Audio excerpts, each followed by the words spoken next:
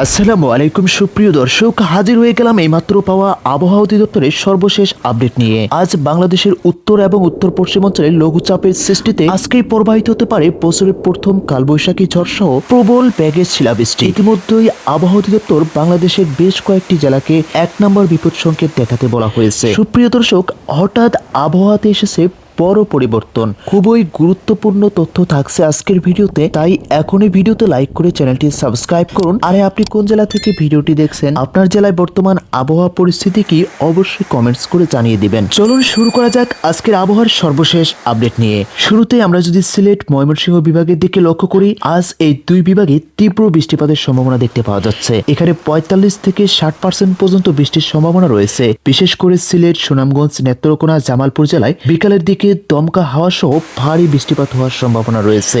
আজ ঢাকা বিভাগের রাজধানী ঢাকা এর আশেপাশের জেলাগুলোতে দুপুরের পরে এমনকি বিকালের দিকে আকাশ কালো মেঘে ছেয়ে যাবে, এমনকি এখানে বৃষ্টির সম্ভাবনা প্রায় 50% দেখতে পাওয়া যাচ্ছে। টাঙ্গাইল, নরসিংদী, কিশোরগঞ্জ সহ আরো বেশ কয়েকটি জেলায় সন্ধ্যার পরে ভারী বজ্রপাত সহ কালবৈশাখী ঝড়েরও একটি সম্ভাবনা দেখতে পাওয়া যাচ্ছে। রংপুর এমনকি রাজশাহী বিভাগের আজকে উত্তরবঙ্গের জেলাগুলোতে বিশেষ করে কুড়িগ্রাম, নীলফামারী, বগুড়া অঞ্চলে বিচ্ছিন্নভাবে শিলাবৃষ্টির সম্ভাবনা আছে। বাতাসের গতিবেগ ঘন্টায় 40 থেকে 50 কিলোমিটার পর্যন্ত হতে পারে। আমরা যদি চট্টগ্রাম এবং কি খুলনা বিভাগের দিকে লক্ষ্য করি, এই অঞ্চলগুলোতে আজকে আবহাওয়া প্রধানত গরম থাকবে, তবে 2-1 জায়গায় হালকা বৃষ্টির সম্ভাবনাও দেখতে পাওয়া যাচ্ছে। এবার আসা যাক পশ্চিমবঙ্গের আবহাওয়া নিয়ে। পশ্চিমবঙ্গের আবহাওয়া বলতে কলকাতা, উত্তর ও দক্ষিণ 24 পরগনা, মুর্শিদাবাদ, বীরভূমে আজ কালবৈশাখী ঝড়ের পূর্বাভাস দিয়েছে আবহাওয়া অফিস। কলকাতায় সর্বোচ্চ তাপমাত্রা 33 ডিগ্রি সেলসিয়াসের আশেপাশে থাকলেও বিকালের দিকে বজ্রসহ বৃষ্টির সম্ভাবনা রয়েছে। আগামী 3 থেকে 5 দিন সারা দেশেই